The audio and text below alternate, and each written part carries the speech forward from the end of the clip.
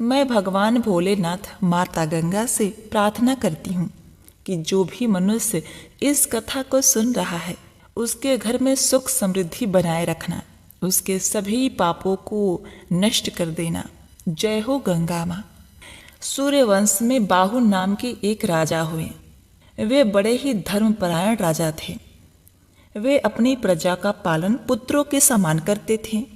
पापियों और द्रोहियों को उचित दंड देते थे, जिससे समस्त प्रजा निर्भय होकर धर्मपूर्वक रहते थे। उनके राज्य में अन्न वस्त्र की कोई कमी नहीं थी, जिससे समस्त प्रजाजन वहां सुखपूर्वक निवास करते थे। एक समय राजा बाहु के मन में अहंकार उत्पन्न हो गया। वे सोचने लगे कि पूरी पृथ्वी पर मेरे जैसा कोई राजा नहीं। मेरे राज्य में हर ओर सुख शांति है। मैंने अपने सभी शत्रुओं को जीत लिया है। मुझे समस्त वेद और शास्त्रों का ज्ञान है। इस संसार में मुझसे बढ़कर दूसरा कौन है? अब मनुष्य स्वयं को सबसे अच्छा मानने लगता है तो उसे दूसरों में दोष दिखाई देने लगता है। जो दूसरों में दोष देखते हैं उनकी वाणी भी दूसरों के प्रति कठोर हो जाती है। जिसका मन सदा दूसरों में द्वेष देखने पर लगा रहता है और जो सदा कठोर भाषण किए करते हैं, उनके प्रियजन पुत्र तथा भाई बंधु भी शत्रु बन जाते हैं। इसीलिए जो मनुष्य मित्र, संतान, गृह, धन, धान्य आदि सबकी हानि देखना चाहता है, उसे ही यह काम करना चाहिए। इस प्रकार अहंकार के बढ़ जाने के कारण राजा बाहु अत्यंत उदंड हो गए और परिणाम स्वरूप उनके बहुत सारे शत्रु बन गए। हैहर और ताल जंग कुल के क्षत्रियों से उनकी प्रलय शत्रुता हो गई और उनके साथ राजा बाहु का घोर युद्ध छिड़ गया। युद्ध में राजा बाहु परास्त हो गए और दुखी होकर अपनी दोनों पत्नियों के साथ वन में चले गए और वहीं समय व्यतीत करने लगे। दुख और संताप से राजा बाहु का शरीर जर्जर हो गया और कुछ समय बाद वन में ही उन्होंने प्राण त्याग दिए। उस समय उनकी छोटी पत्नी गर्भवती थी। पति के गुजर जाने से उन्हें बहुत दुख हुआ। उन्होंने पति के साथ ही चिता में जलने का निश्चय कर लिया। उस स्थान से कुछ ही दूरी पर और मुनि का आश्रम था और मुनि परम तेजस्वी पुरुष थे। उन्हें तीनों कालों का ज्ञान था। जब उन्होंने राजा बाहु की उस पतिव्रता छोटी रानी को सती होते देखा तो उनको मना करते हुए कहा, हे देवी, तेरे गर्भ में शत्रुओं का नाश करने वाला चक्रवर्ती बालक है, इसीलिए तुम चिता पर चढ़ने का साहस मत करो। वैसे भी शास्त्रों में गर्भवती स्त्री के सती होने का निषेध है। यदि तुम स्वयं अपनी इच्छा से सती होना चाहती हो पर तुम्हें अपने गर्भ में पल रहे शिशु की हत्या करने का अधिकार नहीं है, अतः तुम्हें यह पाप नहीं करना चाहिए। मुनि के इस प्रकार कहने पर रानी उनकी बात मान गई और फिर दोनों रानियों ने मिलकर पति का विधि पूर्वक अंतिम संस्कार किया और ऋषि के कहने पर उन्हीं के आश्रम में रहने चली गईं। और मुनि के आश्रम में रहकर दोनों रानियां महर्षि की सेवा सत्कार में समय व्यतीत करने लगी। पर छोटी रानी अपने पूर्व के संस्कारों के कारण धर्म कर्म में विशेष रुचि लेती और मुनि के सुंदर प्रवचनों को अपने हृदय में धारण करके हमेशा परमेश्वर के ध्यान भजन में संलग्न रहती थी, जिससे बड़ी रानी के मन में उनके प्रति ईर्ष्या होने लगी। और एक दिन बड़ी रानी ने छोटी रानी को भोजन में जहर मिलाकर दे दिया, पर ईश्वर की कृपा से छोटी रानी पर उस जहर का कोई प्रभाव नहीं पड़ा और ना ही गर्भ में पल रहे शिशु पर।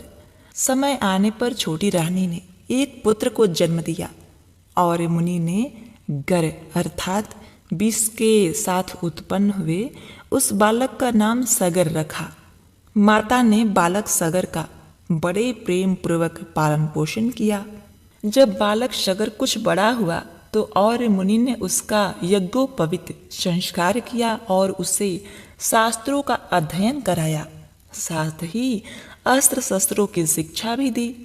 और मुनि से शिक्षा पाकर बालक सगर बलवान, बुद्धिमान और धर्मात्मा हो गए। एक दिन सगर ने अपनी माता से पिता के बारे में जानना चाहा।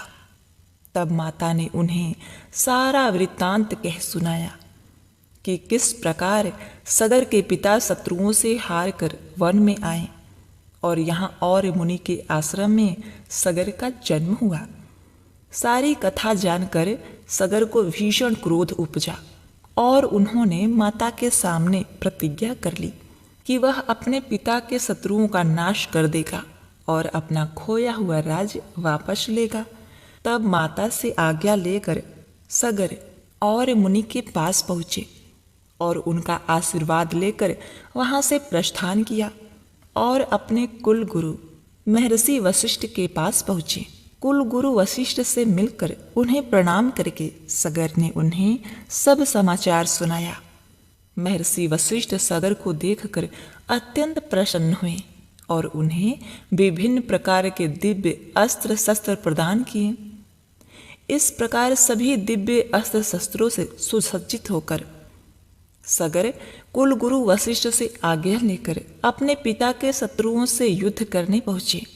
सूरवीर सगर ने बहुत ही कम समय में अपने सभी शत्रुओं को पराजित कर दिया। तब शक, यवन तथा अन्य बहुत से राजा अपने प्राण बचाने वशिष्ठ मुनि के शरण में पहुंचे। गुरु वशिष्ठ की बात मानकर सगर ने उन राजाओं को प्राणदान दे दिया।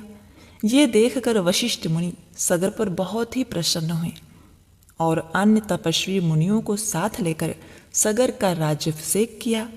तत्पश्चात राजा सगर और मुनि के आश्रम पर गए और उनकी आज्ञा लेकर अपनी दोनों माताओं को अपने साथ राजमहल ले आए और सुखपूर्वक रहने लगे। अयोध्या के राजा सगर की 2 पत्नियां हो गईं। उन्होंने 2 विवाह किया। पहली का नाम केसनी था और दूसरी का नाम सुमति। भृगु ऋषि के वरदान से केसनी का एक पुत्र हुआ जिसका नाम असमंजस था, जबकि सुमति के गर्भ से 60,000 बलशाली पुत्रों का जन्म हुआ। एक बार गोकर्ण तीर्थ में राजा सगर ने अश्वमेघ यज्ञ का आयोजन किया। राजा इंद्र ने सोचा, यदि राजा सगर ने अश्वमेघ यज्ञ कर लिया तो शायद वे इंद्रासन पर भी कब्जा कर सकते हैं।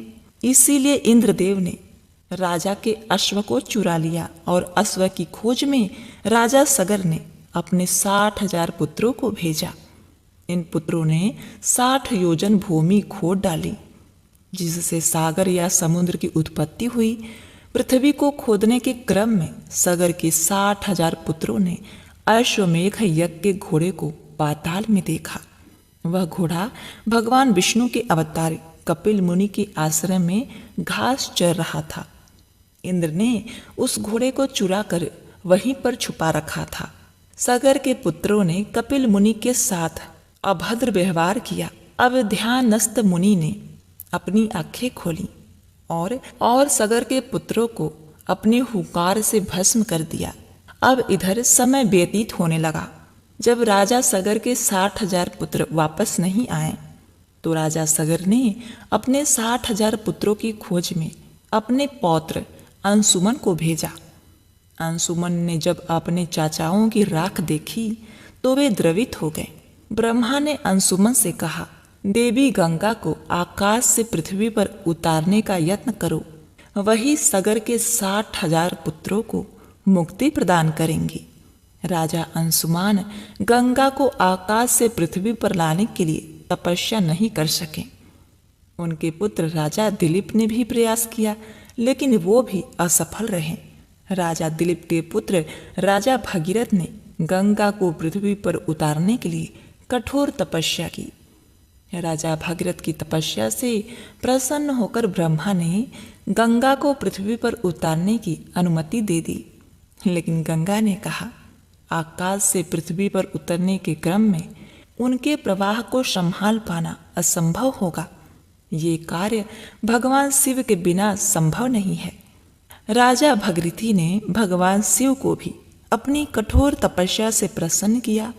भगवान शिव ने गंगा को अपनी जटाओं में उतारने का निर्णय कर लिया।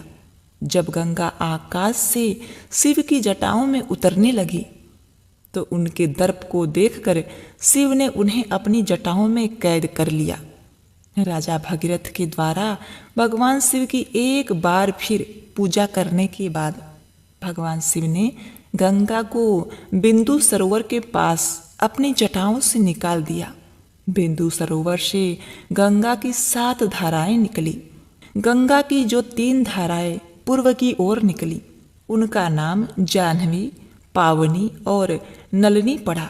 नलिनी नदी को ही आज हम ब्रह्मपुत्र नदी के रूप में जानते हैं। पश्चिम दिशा की ओर गंगा की 3 अन्य धाराएं निकली जिनका नाम सुचुच्छ, सीता और सिंधु पड़ा। दक्षिण दिशा की ओर स्वयं गंगा राजा भगीरथी के पीछे पीछे चली। मार्ग में गंगा के प्रवाह को देखकर तपस्वी महामुनि जन्हू क्रोधित हो गए क्योंकि वे तपस्या कर रहे थे। गंगा के प्रभाव से उनकी तपस्या में विघ्न आ रहा था तो उन्होंने गंगा को पी लिया।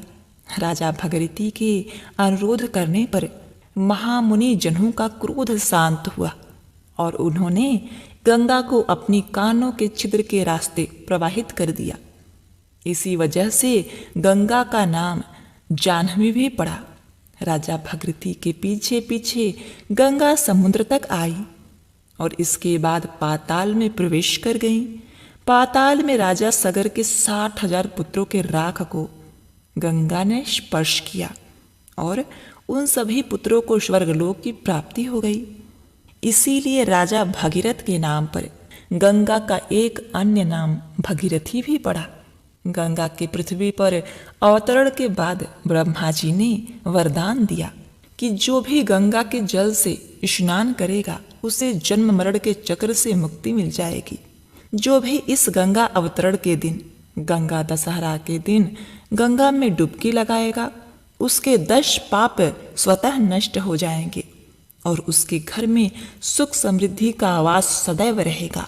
भोलेनाथ उससे सदैव प्रसन्न रहेंगे। तो एक बार प्रेम से बोलिए, गंगा मात की जय, जय हो गंगा मैया। जैसे आपने भगीरथ के कार्य को सिद्ध किया, उनके पूर्वजों को मुक्ति दिलाई, वैसे ही इस कथा कहानी को सुनने वाले और कहने वाले, हुंकारा भरने वाले सभी भक्तों पर अपनी कृपा दृष्टि बनाए रखना। पार्वती पते हर हर महादेव। प्रिय भक्तगणों, इस कथा को पूर्ण करने हेतु अब आगे आप सुने भोलेनाथ की सौभाग्य देने वाली सुंदर कथा। तन की जाने मन की जाने, जाने चित की चोरी, उस महाकाल से क्या छिपावे, जिनके हाथ में है सबकी डोरी। एक बहुत ही मनोरम गांव था। उस गांव के बाहर छोटा सा शिव मंदिर था जिसमें एक बहुत ही बूढ़े पुजारी रहा करते थे। एक दिन एक गरीब माँ अपने नन्हे से बालक को मंदिर के द्वार पर छोड़कर चली गई। बहुत खोजने पर भी पुजारी जी को बालक के परिवार का कुछ पता नहीं चला। जब गांव का कोई भी व्यक्ति उस बालक का पालन पोषण करने को तैयार नहीं हुआ तो पुजारी जी ने भगवान शिव की इच्छा समझकर उसे अपने पास रख लिया और उसका नाम गोपाल रखा। गांव के श्रद्धालु भक्तों से जो कुछ प्राप्त होता उसी से भगवान शिव का, पुजारी जी का और बालक गोपाल का किसी तरह गुजारा चलता था। यदि किसी दिन कम भी पड़ जाता तो पुजारी जी बालक और भगवान को भोग लगाकर स्वयं गंगा जल पीकर रह जाते। धीरे धीरे गोपाल बड़ा होने लगा और वह पुजारी जी के कामों में हाथ बटाने लगा। वृद्ध पुजारी जी के थके हारे हाथों को कुछ आराम मिलने लगा। इसीलिए उन्होंने गोपाल को मंदिर की सफाई, भगवान शिव की पूजा, उनको भोग लगाने और उनकी आरती करने की विधि अच्छी प्रकार समझा दी। भगवान शिव के नाम का जाप और कीर्तन करने में समय लगाने लगे। एक दिन भगवान शिव के मंगलकारी नाम का ओम नमः शिवाय, ओम नमः शिवाय, ओम नमः शिवाय, शिव शिव शिव का जाप करते हुए उनके प्राण छूट गए। अब बालक गोपाल का इस संसार में भगवान शिव के सिवाय और कोई सहारा नहीं था। उसने पुजारी जी की ये 3 बातें कभी नहीं भूली। भगवान भोलेनाथ शिव शंकर को ताजी गर्म रसोई का भोग लगाना, भगवान को भोग लगाए बिना स्वयं कुछ नहीं खाना, भगवान शिव पर विश्वास रख कभी भी किसी भी चीज का संग्रह न करना, बासी भोजन तक का भी नहीं। यदि कोई भक्त पहले से भोजन या मिठाई मंदिर में दे जाता तो बालक गोपाल उसे गरीबों में बांट देता। वह ताजी रसोई बनाकर ही भगवान को भोग लगाता, उसके बाद ही स्वयं प्रसाद ग्रहण करता और यदि बचता तो उसे बांट देता। यदि रसोई बनाने को सामग्री नहीं होती तो गोपाल भोले बाबा को गंगा जल पिलाकर ही रह जाता। एक बार बरसात का मौसम आया। 3-4 दिन तक मूसलाधार वर्षा होती रही और मंदिर में एक भी भक्त नहीं आया। गोपाल अपने भोले बाबा को गंगा जल का ही भोग लगाता रहा और बेचारा अपने खुद उसी गंगा जल को पीकर रह जाता। अब देखिए, भगवान भोलेनाथ बालक की भक्ति और सहनशीलता की परीक्षा भी ले रहे थे, किंतु आखिर में अपने भक्त बालक को भूख से तड़पता देखकर उनसे रहा नहीं गया। और वहाँ माता पार्वती तो ममतामयी है ही। वे सेठ के नौकर का रूप धारण करके हाथ में भोजन सामग्री की बहुत सारी पोटली लेकर वर्षा में भीगते हुए मंदिर के द्वार पर जा पहुँचे। उन्होंने आवाज लगाकर गोपाल को बुलाया और उसके हाथ में पोटली देते हुए बोले, सेठ जी ने यह कच्चा राशन भेजा है, इसे रसोई बनाओ और भोग लगाओ और स्वयं भी प्रसाद पाओ। मैं कल फिर आऊँगा। गोपाल ने आशीर्वाद देकर उसे विदा किया और सूखी गीली लकड़ियों से धुएं में गर्म रसोई बनाकर भोले बाबा को भोजन कराया। पूरे बरसात के मौसम में भोले बाबा नौकर के भेष में गोपाल के घर आते और सीधा दे जाते और स्वयं भी गर्म गर्म रसोई का भोग पाते। एक दिन गोपाल ने सोचा, सेठ जी को सीधा भेजते हुए 4 महीने हो गए हैं, किंतु वे स्वयं कभी मंदिर में नहीं आए, कभी भी भोले बाबा का प्रसाद ग्रहण नहीं किया। अगले दिन जब भोले बाबा नौकर के भेष में पोटली लेकर आए तो वह भोला भगत गोपाल बोला, भाई तुम्हारे इतने धर्मात्मा सेठ जी कभी स्वयं मंदिर में प्रसाद लेने नहीं आते, इस कारण मेरा हृदय अत्यंत ही दुखी हो रहा है। अपने सेठ जी से कहना कल वे मंदिर में प्रसाद ग्रहण करने के लिए अवश्य पधारे। यह सुनकर नौकर बने भगवान शिव चौंककर घबरा गए और बोले, अरे अरे पुजारी जी, सेठ जी मेरे द्वारा आपको सीधा भेजते हैं ना, आपको राशन तो भेजते हैं, आप इससे पकवान बनाइए, भोले बाबा को भोग लगाइए और स्वयं भी प्रसाद खाइए। फिर सेठ जी को बीच में बुलाने की क्या जरूरत पड़ गई? जैसा चल रहा है वैसा चलने दीजिए ना। गोपाल बोला, ऐसे कैसे चलने दो? आपके धर्मात्मा सेठ जी इतने दिनों से भगवान भोलेनाथ को प्रसाद बनाने के लिए इतने सारे राशन भेजते हैं, क्या मैं उन्हें भगवान का प्रसाद देने का अपना कर्तव्य भी पूरा ना करूं? मैं किसी का उधार खाने वाला नहीं हूं। अपने सेठ जी से कह देना, यदि कल भोले बाबा का प्रसाद ग्रहण करने वे नहीं पधारें तो मैं उनका सीधा लेना बंद कर दूंगा, मैं उनसे कोई भी सामग्री नहीं लूंगा। नौकर बने भोले बाबा तो अपने भोले भगत की अकड़ देखकर कांप उठे और यह सोचकर मन ही मन हंस भी रहे थे, अरे वाह, आज तो लेने वाला ही देने वाले पर धौंस दिखा रहा है। लेकिन सरल हृदय भक्त के मनोभाव पर रीझ कर वे बोले, ठीक है पंडित जी, कल सेठ जी मंदिर में प्रसाद ग्रहण करने अवश्य आएंगे। प्रिय भक्तों, अब देखिए, दूसरे दिन बड़े ही सवेरे भोले बाबा नौकर के भेष में दूध और बहुत सारी सामग्री लेकर मंदिर पहुंच गए। गोपाल चौंकते हुए बोला, भाई आज इतना सारा सिद्धा किस लिए? नौकर बने भोले बाबा बोले, पुजारी जी भूल गए क्या, आज आपने सेठ जी को प्रसाद के लिए बुलाया है, इसलिए आप बड़े ही मन से स्वादिष्ट रसोई बनाइए और भोले बाबा को भोग लगाइए। और हाँ, यह तो बता दीजिए कि सेठ जी किस समय पधारे। गोपाल प्रसन्न होकर उन्हें सेठ जी के आने का समय बता दिया। अब भोला भगत की इच्छा पूर्ण करने के लिए भोलेनाथ कैलाश पर सेठ जी का रूप धारण करने लगे। उधर अपने स्वामी को अपने प्यारे भक्त के यहाँ खाने पर जाने का समाचार सुनकर ममतामयी अन्नपूर्णा माँ पार्वती भी भला कैसे पीछे रह सकती थी। वे भी पति की आज्ञा लेकर सेठानी जी का रूप धारण करने में जुट गईं। भोले बाबा ने अपने गले में मुंडों की माला उतार दी, शरीर पर लगी भस्म, कमर पर पहना हुआ बाघंबर, बाहों और कानों में पहने सर्पों के हार भी उतार दिए।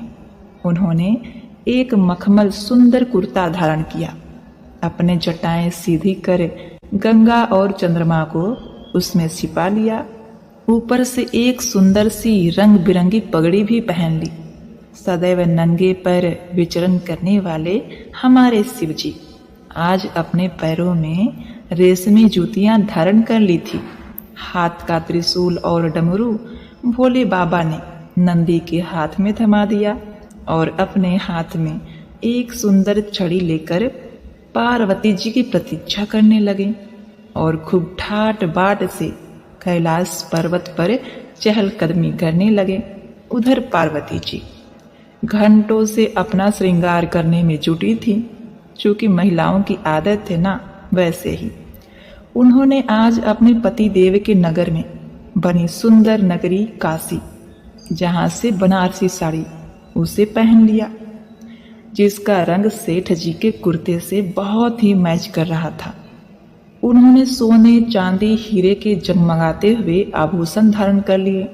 अपने हाथ में बहुत ही सुंदर बने हुए धन के थैले को थाम लिया और भोले बाबा के बार बार आवाज लगाने के बाद श्रृंगार कक्ष से बाहर आईं। जब पार्वती जी और शिव जी ने एक दूसरे को सेठ सेठानी के वेश में देखा तो वे चकित होकर एक दूसरे को निहारते ही रह गए। दोनों एक दूसरे को देखकर निहाल हो रहे थे। कभी एक दूसरे का ऐसा स्वरूप नहीं देखा था। जब भगवान गौरी शंकर सेठ सेठानी का रूप धारण कर कैलाश से अपने भक्त के यहाँ दावत उड़ाने चले तो गणेश जी और कार्तिकेय भगवान, नंदी जी, ऋषि मुनि, देवता देवांगनाएं उन्हें देखकर ठगी से रह गए। उनकी भी तो इच्छा थी, परंतु क्या करते, बुलावा तो सिर्फ सेठ जी और सेठानी जी रूपी भगवान शिव जी माता पार्वती को था। सेठ बने शिव जी अपने हाथ में ली हुई छड़ी को बड़े ही मजे से घुमाते हुए पृथ्वी पर टहलते हुए चल पड़े और उनके पीछे पीछे माता पार्वती उनके पांवों की पायल जो कि छन छन मधुर ध्वनि करती हुई मंदिर में प्रवेश करती हैं। अपना भोला भगत जो कि गोपाल आज बहुत ही सुबह उठकर सेठ जी के स्वागत में भांति भांति के पकवान बनाने में जुटा हुआ था। अपने भोले बाबा का भोग वह चलते फिरते तो बना लेता था, किंतु आज उसे कई महीनों से भगवान को भोग लगाने के लिए सीधा राशन भेजने वाले सेठ जी को प्रसाद जो देना था, अतः आज उसने अपनी सारी पाक कला झोंक डाली। उसने सेठ जी द्वारा भेजे हुए चावल धोकर खीर बनाई, सेठ जी द्वारा भेजे हुए पिस्ते, बादाम, केसर, चिरौंजी, किशमिश डाले और साथ ही बड़े प्रेम से आटे को गूंथ कर लोइया बनाकर उससे पूरियां बनाई। रसोई बनाकर भोला भगत पुनः स्नान करने चला गया ताकि स्वच्छ वस्त्र पहनकर भोले बाबा को भोग लगा सके और सेठ जी उसका प्रसाद पा सके। जब भोला भगत गोपाल स्नान करके लौटा तो देखा सेठ जी प्रसाद ग्रहण करने के लिए स्वयं तो आए ही हैं, संग में अपनी सेठानी जी को भी लाए हैं। दोनों का आदर सत्कार किया, उन्हें आसन देकर बैठाया और बोला, मैं अभी भगवान को भोग लगाकर आता हूँ, फिर आपको प्रसाद परोसूंगा। भावना के भूखे भोले बाबा से भूख सहन नहीं हो पा रही थी, इसलिए वे बोले, पुजारी जी भगवान को जल्दी से भोग लगाकर आइए, मुझे भूख सहन नहीं हो रही। भोला भगत गोपाल बोला, सेठ जी भूख तो मुझे भी बड़ी जोर से लगी है, किंतु मैं अपनी भूख के कारण अपने भगवान को भोग लगाना थोड़े ही भूलता। यदि दुनिया के सारे लोग इसी तरह अपनी भूख के लिए भगवान को भोग लगाना भूल जाएं, तो भगवान तो भूखे ही रह जाएंगे। सेठ जी बने हमारे भोले बाबा। महादेव जी बोले, अच्छा ठीक है पुजारी जी, एक पत्तल उठा, इधर मैं पत्तल परोसता हूँ, मुझसे भूख तो सहन नहीं हो पा रही है और आप भगवान भोलेनाथ को भोग लगाकर आइए। गोपाल सेठ जी बने भोले बाबा को डांटते हुए बोला, सेठ जी भगवान के काम में न तो जल्दीबाजी चलती है और न ही कंजूसी। मैं जब तक भगवान को भोग नहीं लगा लेता आप रसोई के पास भी नहीं फटकेंगे। आप चुपचाप इधर बैठ जाइए और ओम नमः शिवाय जपते रहिए। मैं अभी आता हूँ और आपको भर पेट भोजन कराता हूँ। सेठ बने शिवजी डांट खाकर चुपचाप अपने आसन पर जा बैठे। सेठानी बनी पार्वती जी उनकी यह दशा देखकर बड़ी मुश्किल से अपनी हंसी रोक पाई, लेकिन जैसे ही भोला भगत गोपाल पत्तल में सामग्री लेकर भगवान को भोग लगाने मंदिर में गया, भगवान शिव पार्वती जी को मौन रहने का संदेश देकर चुपके चुपके पैर रखते हुए रसोई में गए और उन्होंने एक एक व्यंजन उठाकर चखना शुरू कर दिया। भोले बाबा तो प्रसाद को चखते ही चौंक गए। खीर में चीनी की जगह नमक भरा हुआ था, सब्जियों में चीनी भरी हुई थी। जैसे ही भोले बाबा ने रोटी का एक गिलास तोड़कर मुंह में दिया, सी सी करने लगे, क्योंकि रोटी में मिर्ची ही मिर्ची भरी थी। वे सी सी करते हुए उल्टे पांव भाग गए और अपने आसन पर जा बैठे। माँ पार्वती अपने स्वामी की यह हालत देखकर खिलखिलाकर हंस पड़ी। इससे पहले कि भगवान शिव जी पार्वती जी के सामने कुछ सफाई दे पाते, गोपाल ओम नमः शिवाय ओम नमः शिवाय मंत्र का जाप करते हुए आ पहुंचा। उसने भोजन को रसोई में से निकाल कर गंगा जल छिड़क कर प्रसाद मिलाकर पवित्र बना डाला और फिर सेठ जी के सामने पत्तल परोसकर हाथ जोड़कर बोला, सेठ जी अब आप जी भरकर प्रसाद पाइए। प्रिय भक्तों, भगवान शिव जी तो अभी अभी भक्त की भक्ति से भी जोरदार उनके हाथ की बनी हुई रसोई चख चुके थे, अतः उसे खाने की बात सुनकर उनके पसीने छूट गए। कभी वे गोपाल का मुंह देखते और कभी माता पार्वती को देखने लगते। गोपाल को सेठ जी की ढील बर्दाश्त नहीं हुई और बोला, सेठ जी अब आपको क्या हो गया? अभी अभी तो इतने उतावले थे, आपको भूख लगी थी, अब आप भोजन क्यों नहीं करते? अगर आप भोजन ग्रहण करेंगे तभी तो माता जी प्रसाद ग्रहण करेंगी और फिर मैं पाऊंगा। गोपाल की ललकार सुनकर भोले बाबा ने चुपचाप खीर का कुल्हड़ उठाया और सारी नमकीन खीर गटागट पी गए। कुल्हड़ खाली होने की देर थी कि वह भोला भगत गोपाल ने उसे झट से भर दिया। अपने प्रिय भक्त के हाथों से परोसे हुए भोग में भगवान को आज 2 गुना स्वाद लगने लगा। जगत जननी माता पार्वती भक्त और भगवान दोनों के प्रेम को देखकर मंत्रमुग्ध होती रही। जब सारी रसोई समाप्त हो गई तो भगवान ने एक जोरदार की डकार ली। भोला को होश आया और बोला, सेठ जी वाह, मैं ही बावला था जो इतनी थोड़ी सी रसोई बनाई है। अरे मुझे पता होता कि आपको प्रसाद ग्रहण करना इतना अच्छा लगता है तो मैं और ज़्यादा रसोई बनाता। भगवान शिव अपने पेट पर हाथ फेरते हुए सेठानी बनी पार्वती जी की ओर मुस्कुराते हुए बोले, पुजारी जी, मैं इतना रोज कहाँ खाता हूँ, किंतु आज प्रसाद इतना स्वादिष्ट बना था कि अपने पर वश ही नहीं कर सका और खाता ही चला गया।